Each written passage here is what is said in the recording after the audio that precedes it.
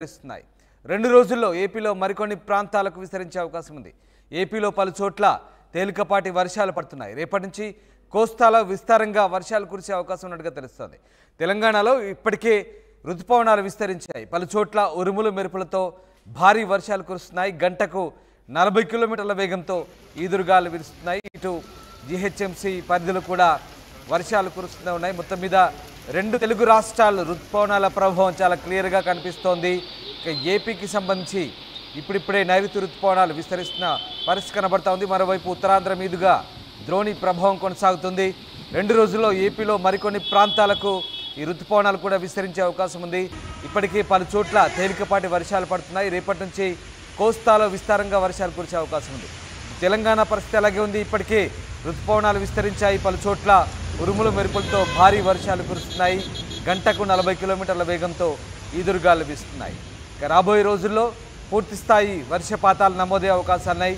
2 తెలుగు రాష్ట్రాల్లో భారీ వర్షాలు కురిసే అవకాశం ఉన్నట్టుగా వాతావరణ శాఖ చెప్తోంది. మొత్తం మీద తెలంగాణతో పాటు ఏపీలో కూడా రుతుపవనాలు పూర్తిగా విస్తరించే అవకాశాలు కనిపిస్తూ ఉన్నాయి. ఇక ఏపీలో వాతావరణ పరిస్థితి ఎలా ఉంది, అక్కడ వర్షాలు ఏ రకంగా కురవబోతున్నాయి, మా ప్రతినిధి శివరామకృష్ణ మరింత సమాచారం.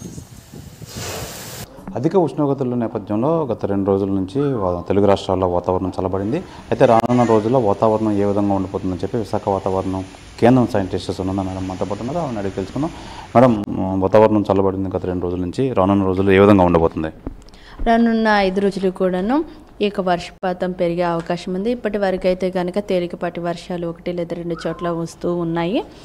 నిన్న అత్యధికంగా రాయలసీమ ప్రాంతాల్లోనూ అలాగే సౌత్ కోస్టల్ ఆంధ్రప్రదేశ్లో రెయిన్ఫాల్స్ రికార్డ్ అయిన పరిస్థితి ఉంది.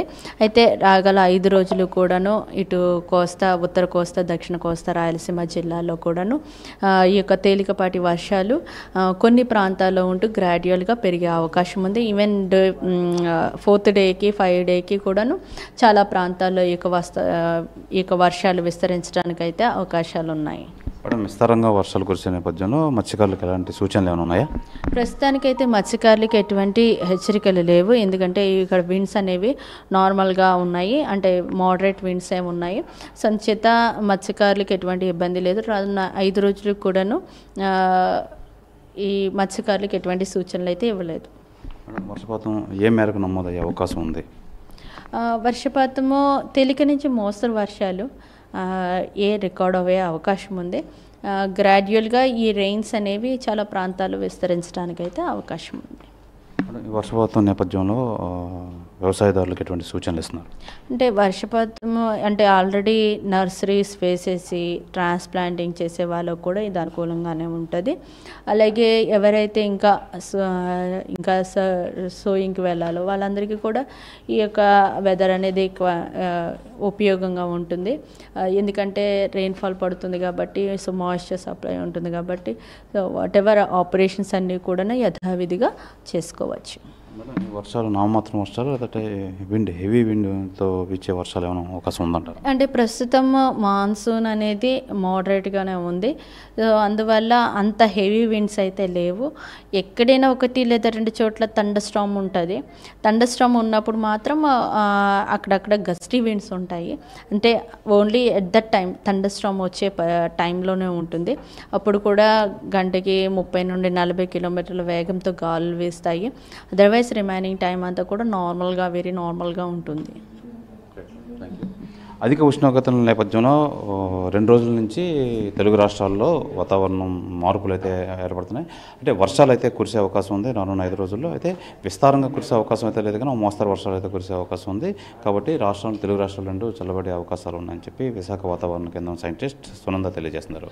కెమెరామెన్ అజయ్తో శివరామకృష్ణ, టీవీ, విశాఖపట్నం నుంచి.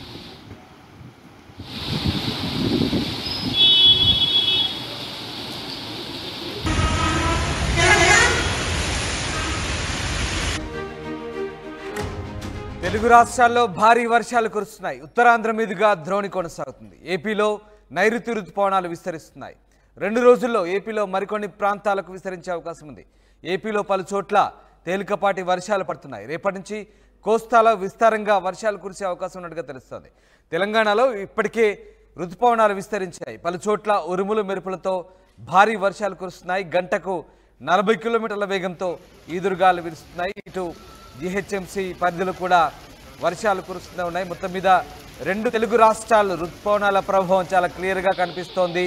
ఇక ఏపీకి సంబంధించి ఇప్పుడిప్పుడే నైరుతి రుతుపవనాలు విస్తరిస్తున్న పరిస్థితి కనబడతా ఉంది. మరోవైపు ఉత్తరాంధ్ర మీదుగా ద్రోణి ప్రభావం కొనసాగుతుంది.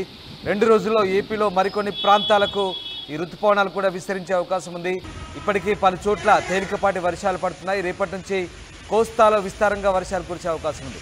తెలంగాణ పరిస్థితి అలాగే ఉంది. ఇప్పటికీ రుతుపవనాలు విస్తరించాయి. పలు చోట్ల ఉరుములు మెరుపులతో భారీ వర్షాలు కురుస్తున్నాయి. గంటకు 40 కిలోమీటర్ల వేగంతో ఈదురుగాలు వీస్తున్నాయి. ఇక రాబోయే రోజుల్లో పూర్తిస్థాయి వర్షపాతాలు నమోదయ్యే అవకాశాలున్నాయి. 2 తెలుగు రాష్ట్రాల్లో భారీ వర్షాలు కురిసే అవకాశం ఉన్నట్టుగా వాతావరణ శాఖ చెప్తోంది. మొత్తం మీద తెలంగాణతో పాటు ఏపీలో కూడా రుతుపవనాలు పూర్తిగా విస్తరించే అవకాశాలు కనిపిస్తూ ఉన్నాయి. ఇక ఏపీలో వాతావరణ పరిస్థితి ఎలా ఉంది, అక్కడ వర్షాలు ఏ రకంగా కురవబోతున్నాయి, మా ప్రతినిధి శివరామకృష్ణ మరింత సమాచారం. అధిక ఉష్ణోగ్రతల నేపథ్యంలో గత 2 రోజుల నుంచి తెలుగు రాష్ట్రాల్లో వాతావరణం చల్లబడింది. అయితే రానున్న రోజుల్లో వాతావరణం ఏ విధంగా ఉండిపోతుందని చెప్పి విశాఖ వాతావరణం కేంద్రం సైంటిస్ట్స్ ఉన్నదా మేడం మాట్లాడుతున్నారు. ఆమెను అడిగి తెలుసుకుందాం. మేడం, వాతావరణం చల్లబడింది గత 2 రోజుల నుంచి. రానున్న రోజుల్లో